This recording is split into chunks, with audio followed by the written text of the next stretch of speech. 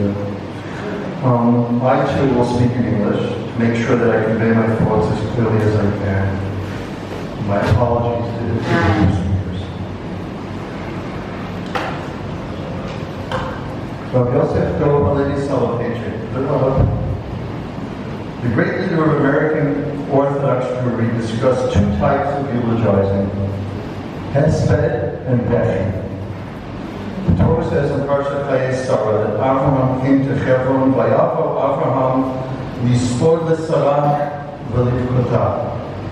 Beshi is crying, spontaneous, overwhelming, and uncontrollable grief. It's emotional, done without logic. Hesped, on the other hand, is eulogy, a logical, clear analysis of the tragic event and of its consequences. Avram's hesped at the time was the consideration of the death of Sarah, the mother of the Masorah, of the co-star of all Jewish tradition. I would therefore like to say a few words of hesped about my mother and her place in Jewish tradition, and her message for her grandchildren and for generations further on.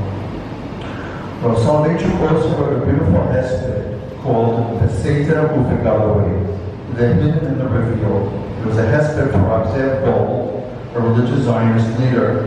For those of you who remember the school Machon Gold in Jerusalem, it was named after him. The Rav describes two types of people, two types of personalities, Ish Yom Tov and Ish Rosh Chodesh. The Shabbat and Yom Tov have Kedusha Gluya. Their holy quality and their specialness are on display for all to see. We do not do work. We are required to have Simcha and only on these days. They lack nearly all the qualities of the everyday. Rosh Chodesh, on the other hand, is a day of work, and it lacks the special mitzvot of other holidays. We daven Nusach, we say Aleph Yavo, but in all other aspects it seems mundane, even commonplace, at least on the surface. There's no matzah, there's no seder, there's no sukkah, there's no lulav. Rosh Chodesh has a quiet kedusha pnimit, a hidden holiness and specialness. Now people tend to evaluate something's uniqueness based on its external characteristics, but true worth and greatness is intrinsic, and it is sometimes humbly hidden. According to the Rav, the Ish Yom Tov is a religious personality where the religious quality and personal holiness of the person are obvious. He wears them on his sleeve. Such a person does not deal with the everyday. His holy qualities jump out at those who are in contact with him. The Ish Rosh Chodesh, on the other hand, keeps the special splendor of his personality inside. Such a person is involved with this world and with daily life. Deep inside, a heart of greatness, a special gloriousness burns. We must tell others of the Ish Rosh Chodesh, since they otherwise may not notice his special character. In some ways, I think Mommy was an Ish Rosh Chodesh. We remember her first and foremost as a devoted wife, as a mother, as a grandmother. For much of her life, she was a housewife, kept the house running, cared for 5 children, so that her husband could be a surgeon and could do the holy work of saving children's lives. When we moved to New Jersey, she became a real estate agent. She sold houses. She made the $1 Million Club for several years. A regular person working and making a living, enjoying her work. Later, she was a doting grandma, buying adorable baby outfits, visiting Israel several times a year to visit the family here, bringing dish drains, toys, books, towels, and the rest. She had a lifelong love for doing laundry, early and often. A regular, practical person, but a fire of holiness and of dedication to the Jewish people burned inside this everyday woman. I can think of at least 2 times that this passion burst out for all to see and to behold in its glory. In 1971, Dad was asked to go to Russia to secretly make contact with Jews, to bring with them Sidurim, to fill them, and give them encouragement that world Jewry had not forgotten them. He, of course, traveled to Moscow, Leningrad, and Riga for Yom Kippur and Sukkot, this time of year 38 years ago. We read Dad's memoirs. My mother was a major part of this activity. Mommy was involved in all the preparations. We also know that she wanted to herself join him in this trip, but she was forbidden by the organizers from doing so for fear that both parents might be imprisoned or detained in the Soviet Union, leaving the children with no one. Of course, my dear Uncle Alvin Olashov, Daddy's twin, joined my mother instead. As Zita said, we also remember obtaining fancy coats and clothing and jeans from the Pizer cousins, packing them and shipping them to Russia to provide American goods, capitalist luxury products that were very much in demand there. Jewish refuseniks who lost their jobs when they requested to make Aliyah used these goods to exchange them or to bribe and thus obtain the basics of living, food and such, while waiting to be allowed to leave the Soviet Union. She also, of course, hosted the Branover family. My father had met Yuri in Riga when they were allowed to leave Riga for Brooklyn and later to Israel, and she helped them get started in a new life, thus starting a lifelong friendship between the two families.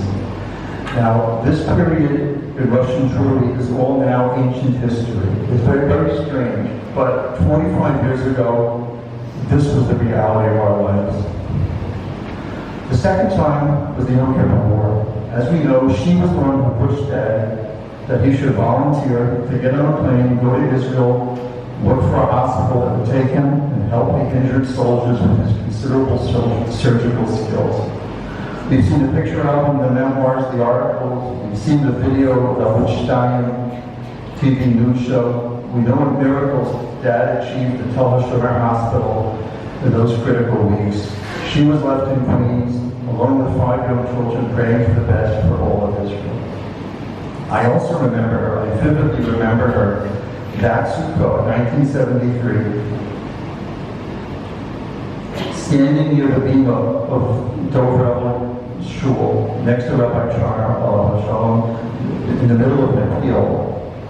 She was crying, and she was urging, she was even insisting that all those present all buy Israel bonds to help fund the millions required for the war effort.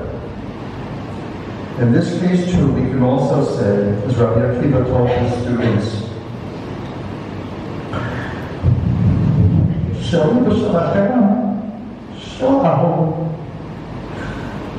and as I reflect on these events, I see today that truly Mom lived through some Yomim Noraim. And of course, these experiences and actions helped cement an undying love of Israel, a strong and active Zionism that was already gained through visits here. This led Mom and Dad to make Aliyah with their children, back when it was less fashionable, to attempt to make a home here and to attempt to save the lives of Israeli children. This effort led eventually to much of her family living here and to all of her family constantly visiting Israel, maintaining a connection, being active. And how we remember, after they moved to New Jersey, how much she loved to come to visit here for short visits or long visits to see her Israeli children and grandchildren, and to merit building here at least the oldest of her great-grandchildren, and to enjoy life in her apartment in the Holy Land, dish drains and laundry in the hall. It's interesting, I just realized today, Rav Soloveitchik identified in several of his lectures that the unique historical mission of late 20th century Jewry is twofold. The support of Soviet Jewry and the support of the state of Israel and its people. Modern Jewry, the Rav taught, would be measured in what they did in these two areas. My mother played important roles in both of these missions. So my message here is to her grandchildren, our children. Grandma Ann was a loving wife, mother, and grandmother, always bringing gifts and videos, etc. What do you bring me, Grandma? One of you once asked at age 4. But make no mistake about it, There was greatness there. There was a fire, perhaps hidden just under the surface of a loving grandma. This is a legacy that she gives to all of you as part of the unending chain in Jewish tradition and Jewish history. And so I say farewell to my mommy, Aunt Molly Krasna, Kanamalka, Bakaria Zizek, and Ishka Sheingarten, the glorious Isha Rosh Chodesh.